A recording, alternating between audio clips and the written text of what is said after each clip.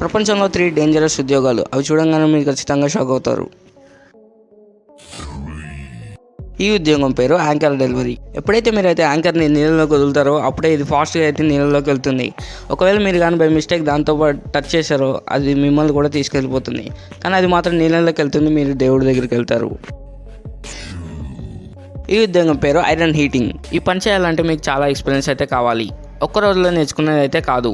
పైగా ఈ పనిలో ఐరన్ చాలా హీట్గా ఉంటుంది, అందువల్ల మీ చర్మం కూడా ఒక్కొక్కసారి కాలిపోవచ్చు. పైగా ఇతర సోదరుల నమ్మకంతో ఈ పని అయితే మీరు పక్కా నేర్చుకోవాలి.